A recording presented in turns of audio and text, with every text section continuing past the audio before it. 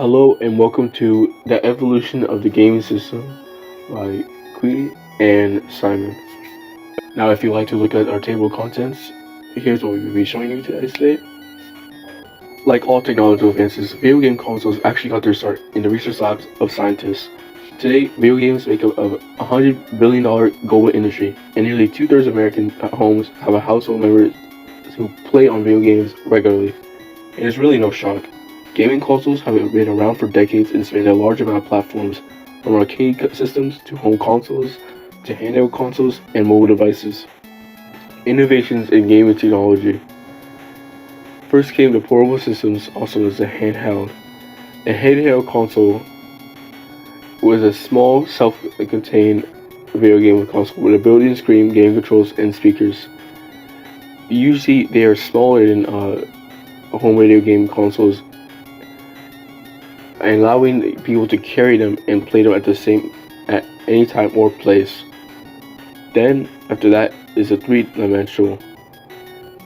3D gaming is an interactive computer entertainment software that is graphically presented in three dimensions of height, width, and depth. Virtual reality is a term used to describe three-dimensional or computer-generated environments which can be explored or interacted or by a person. That person systematically becomes immersed in this virtual reality world and is able to manipulate objects or perform mysterious actions in said virtuality world. Now here's our thoughts. The evolution of gaming systems has had a great effect on my life in terms of enjoyment and pleasure, but personally, I view any sort of human adventure as a positive, and this also applies to innovation in gaming system as a whole. VR seems like an interesting route to go down as it entails more user interaction with the console they are playing on, and I would like to see it succeed. Many of my favorite moments in life was playing Star Wars Battlefront 2 on PS2 or like winning a Mario Kart Wii tournament, and I hope to add more of these amazing moments in my life. For me, the evolution of gaming system has made a great impact on my life as many good memories that I've had over the years. It also taught me many lessons too. From grinding hours of game time on Pokemon only to lose all of it because I forgot to save the game, to wanting to play Wii Sport because it actually made me sweat, which I haven't experienced in years. There are some outsider opinions on the matter.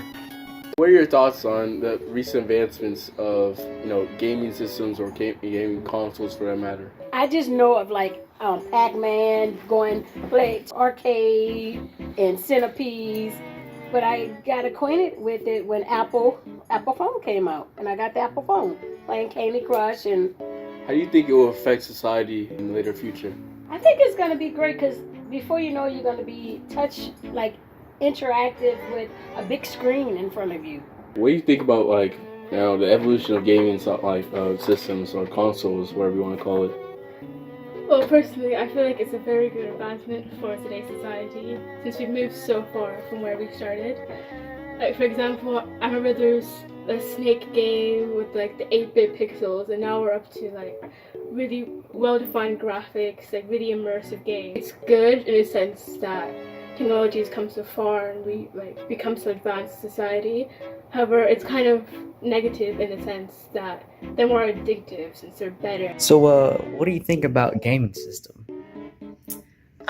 Gaming systems are a great way, I think, for young people and adult people, I guess, to let off steam. I don't personally use any gaming systems myself.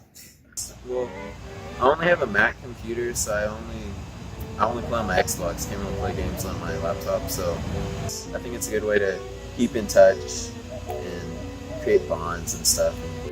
I think gaming systems are a good way to spend time. They're entertaining and it keeps young kids away from bad influences. Does your children own one? Yeah, my son has one of the little tiny NES replica games that comes with 15 games preloaded on it or something. It's pretty low tech compared to what's out there.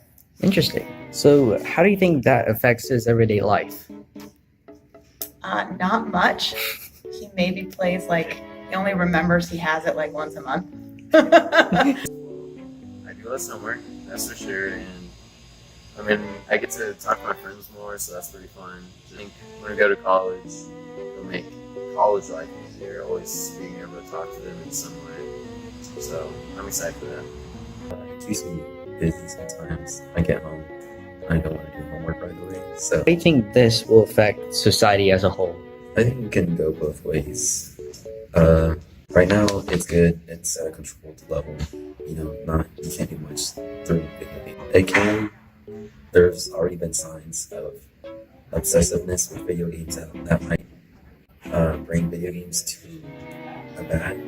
to become a bad influence as kids will just focus their entire lives to video games. I think that's hard to determine right now, but I think it definitely does affect society. You can go places and see hordes of people playing Pokemon Go, but not necessarily interacting with each other, which is really interesting. I think it's really hard to say whether that's going to be a good thing or a bad thing. I mean, it kind of depends. Like, it can be good, make connections and stuff, but you can't like let it take over your whole life. What do you think will happen to gaming system as we progress in the new future?